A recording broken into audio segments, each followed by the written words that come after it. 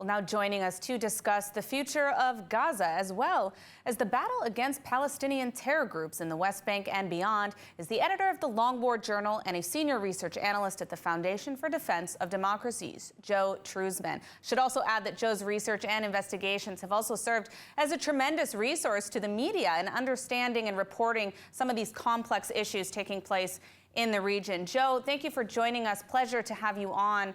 Just to get started, I mean, we did see a surprise visit of Israel's foreign minister to the UAE discussing post-war Gaza.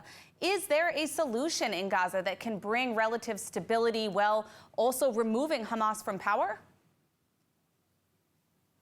Well, thank you for having me. I think for stability to be in place in Gaza, there can't be Hamas. They've demonstrated this already with years of terrorism. Nevertheless, I think what Israel's doing right now, they're taking the right steps. Israel's taking the right steps, seeking partners, especially partners in the region, to manage a post-war Gaza. However, I think there's a glaring problem, meaning that there's going to be a significant security challenge for this post-war government or for Israel after the war. Specifically, there will be Hamas elements that survive the war.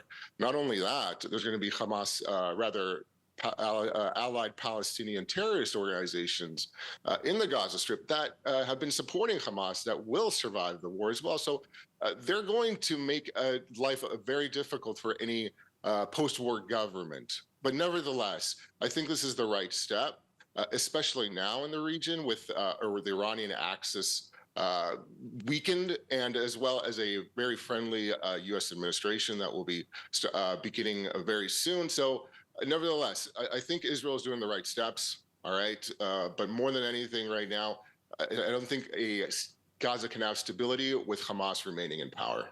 Now, as we reported a little earlier, there is still a manhunt underway for the most recent terror attack. And in fact, there's been a lot of activity in this area from both the Palestinian Authority that is not really being reported as much due to Gaza and Lebanon. Can you explain a little bit of what's going on in some of these West Bank cities and what the threats are for Israel? I mean, we've seen both the Palestinian Authority and Israel fighting against Palestinian terror groups. Yeah, you're absolutely right. So for the last, I'd say, almost 4 years now, in about 2021, there has been an uptick in terrorism in the West Bank, mostly promoted by Hamas, Islamic Jihad, and other organizations.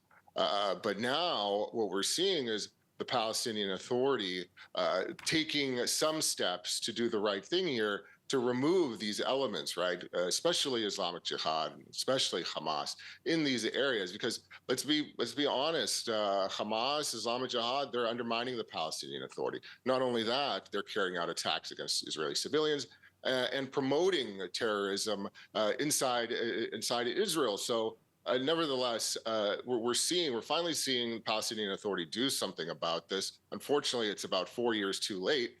Nevertheless, we're seeing these daily counterterrorism raids by the PA, by Israel against these organizations. However, it's going to take some time to remove these elements, just because these terrorist elements, just because they've been in these, especially in the northern West Bank, they've been very active there for the last 4 years.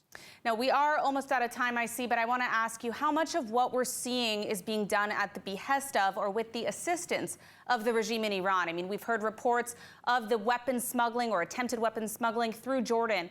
Is this a credible threat to Israel? Absolutely.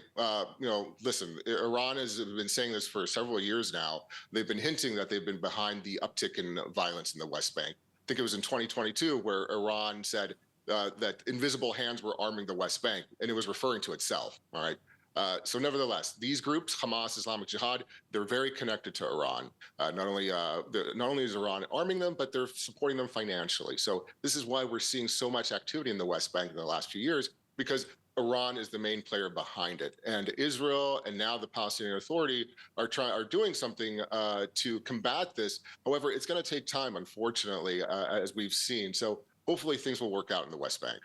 All right. Well, Joe Truzman from the Foundation for Defense of Democracies, thank you for joining us today. Thank you.